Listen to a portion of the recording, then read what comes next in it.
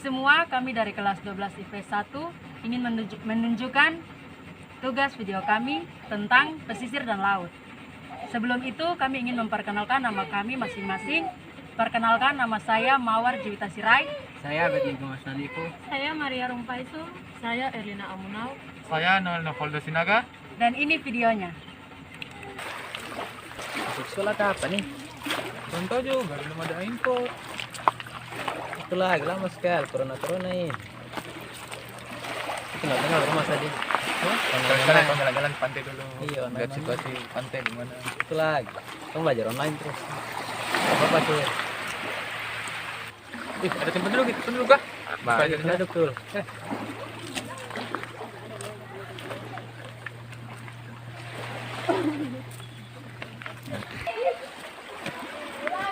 Jalan aja, jalan sampai sini saya.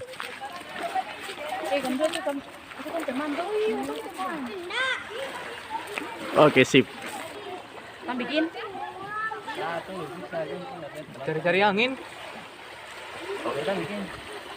Ada jalan-jalan, lihat ini saja suasana pantai saja. Kan beri baru kan terada duduk. Kan duduk sebelah sana.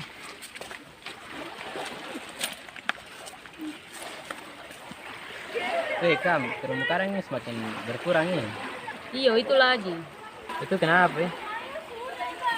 Itu karena sering dong mencari tapi dong buang bom. Makanya terumbu karang rusak. Kita rusak. Nyaris tak percaya pada apa yang saya lihat. Tak ada lagi warna-warni terumbu karang khas perairan Papua. Lenyap, tergantikan warna putih zat kapur dari karang yang terkoyak. Terumbu karang ini hampir semuanya mati. Matahannya berserakan di mana-mana. Saya terhenyak melihat zona inti kawasan konservasi Selat Dampir porak-poranda.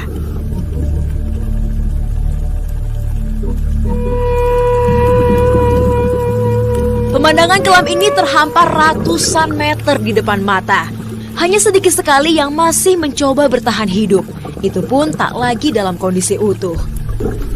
Rasa gundah terus menggelayuti.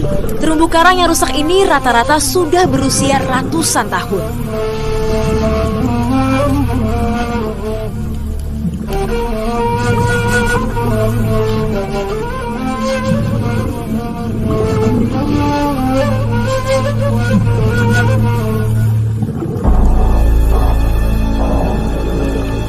Lenyap sudah karang lautan yang menjadi penyusur utama istana bawah laut Selat Dampir Raja Ampat. Pesonanya kini tinggal kenangan. Tak nampak lagi keanekaragaman hayatinya yang berlimpah. Rantai makanan berhenti berputar di jalur lintasan dugong ini. Semua bermigrasi menuju perairan bagian lain yang masih bisa dihidupi. Titik kerusakan seluas 18.000 meter persegi ini merupakan salah satu spot yang begitu dijaga masyarakat lokal sejak dulu. Menurut kamu, bagaimana agar terumbu karang ini dapat terjaga? Iya, menurut kamu bagaimana nih? Jangan membuang bom dengan sembarangan gitu. Di laut biar jangan rusak terumbu karang. Jangan buang-buang sampah juga ke laut. Oh iya, itu lagi. Tujuan pelestarian laut. Yang pertama, agar ikan-ikan tidak kehilangan tempat tinggalnya. Yang kedua, kalau laut tidak tercemar, pasti akan banyak ikan yang hidup di sana untuk menjadi mata pencaharian penduduk di sekitar laut. Yang ketiga, kalau laut indah, bersih dan tidak tercemar, pasti akan datang turis-turis dari negara lain untuk berkunjung ke laut itu.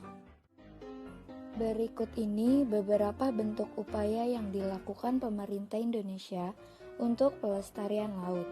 Yang pertama, limbah industri dilarang dibuang di laut. Industri merupakan penghasil limbah berbahaya nomor 1 bagi lingkungan laut.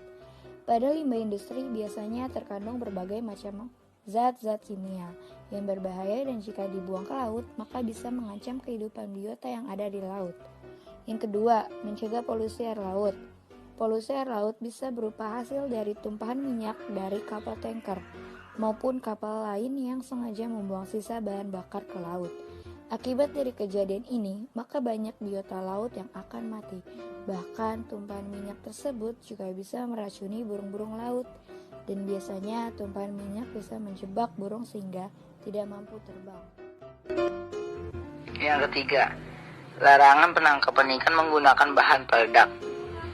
Bahan peledak sangat berbahaya bagi lingkungan biota laut jika digunakan untuk penangkapan ikan.